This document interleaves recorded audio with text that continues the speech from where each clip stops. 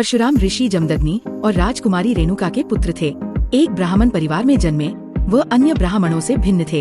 इसके बजाय परशुराम एक क्षत्रिय के लक्षण रखते थे। उनमें कई क्षत्रिय गुण थे, जिनमें आक्रामकता, युद्ध और वीरता शामिल थी।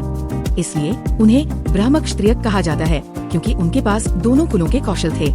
एक लोक कथा के अनुसार एक राजकुमारी होने के बावजूद रेणुका ने एक इंसान से भगवान बनने के लिए सभी प्रलोभनों और कमजोरियों पर काबू पाने के लिए वर्षों तक गहन साधना और अभ्यास किया। एक दिन नदी पर रहते हुए ऊपर आकाश में रथ पर सवार गंधर्वों का एक समूह गुजरा। क्षण भर की अभिलाषा से भरकर उसने जो कच्चा घड़ा पकड़ रखा था, वह नदी में विलीन हो गया। अपने पति के पास लौटने के डर से वह नदी के किनारे इंतजार कर रही थी। उसे समझ नहीं आ रहा था कि आगे क्या किया जाए।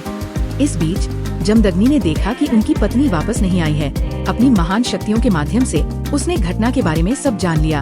अपनी पत्नी की वासना से क्रोधित होकर ऋषि ने अपने सबसे बड़े बेटे को बुलाया, उसे एक कुल्हाड़ी दी और उससे अपनी माँ को मारने के लिए कहा। भयभीत होकर बड़े बेटे ने इनकार कर दिया और इसलिए जमदग्नि ने उसे पत्थर में बदल दिया। फिर उसने अपने प्रत्येक पुत्र से पूछा और जब उन्होंने इनकार कर दिया तो एक एक करके उसने उन्हें पत्थर में बदल दिया। अंत में केवल उनका सबसे छोटा पुत्र परशुराम ही बचा था और वह ये कार्य करने के लिए सहमत हो गया। जब परशुराम ने अपनी माता को मारने के लिए कुल्हाड़ी उठाई तो वह भाग गई और एक नीची जाति की गरीब महिला के घर में शरण ली। परशुराम ने अपनी माँ का अनुसरण किया और सिर काटने का कार्य करते समय उन्होंने गलती से निचली जाति की गरीब महिला का सिर भी काट दिया, जो मातृहत्या को रोकने की कोशिश कर रही थी।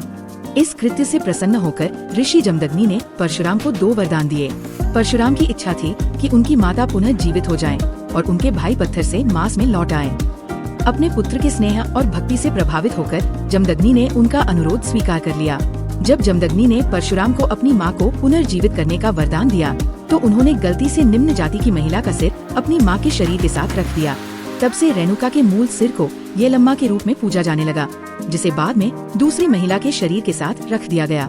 ऐसा माना जाता है कि परशुराम विष्णु के छठे अवतार हैं और उन्होंने भयानक प्रायश्चित के बाद भगवान शिव से कुल्हाड़ी प्राप्त की थी।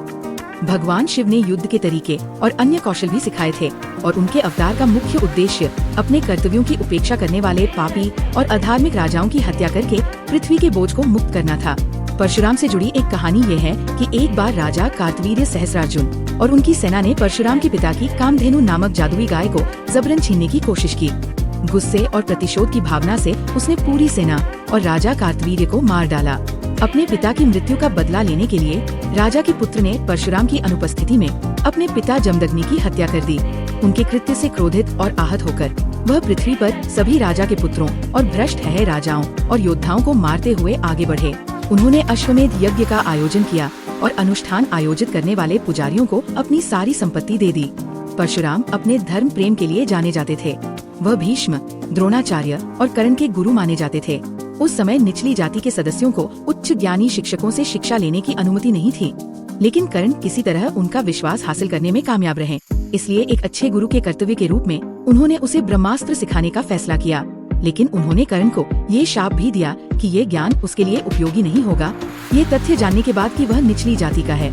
लोक कथाओं के अनुसार भगवान श्री कृष्ण को सुदर्शन चक्र परशुराम ने दिया था। एक अन्य कथा के अनुसार एक बार परशुराम भगवान शिव से मिलने गए।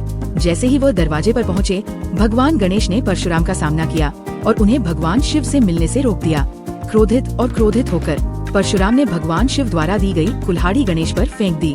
ये जानते हुए कि कुल्हाड़ी भगवान शिव द्वारा दी गई थी, गणेश ने कुल्हाड़ी से अपना एक दांत काटने की अनुमति दी।